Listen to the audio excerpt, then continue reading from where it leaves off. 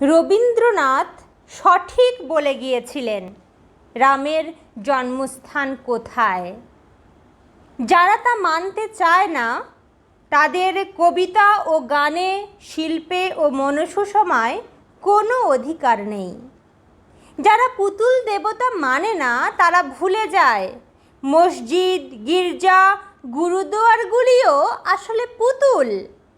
তারা আত্মছলনাময় পুতুল খেলা খেলতে চায় তো খেলুক।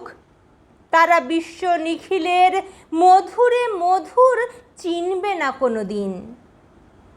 এতগুলো শতাব্দী গড়িয়ে গেল, মানুষ তবু ছেলে মানুষ থেকে গেল, কিছুতেই বড় হতে চায় না।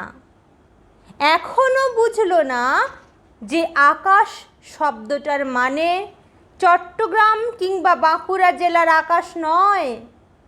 মানুষ শব্দটাতে কোনো কাঁটাতারের বেড়া নেই। ঈশ্বর নামে কোনো বড়বাবু এই বিশ্ব সংসার চালাচ্ছেন না। ধর্মগুলো সব রূপকথা। যারা সেই রূপকথায় বিভোর হয়ে থাকে তারা প্রতিবেশীর উঠোনের ধুলো মাখা শিশুটির কান্না শুনতে পায় না। তারা গর্জন বিলাসী, অনুভব করতে পারে না ঐক্যতান।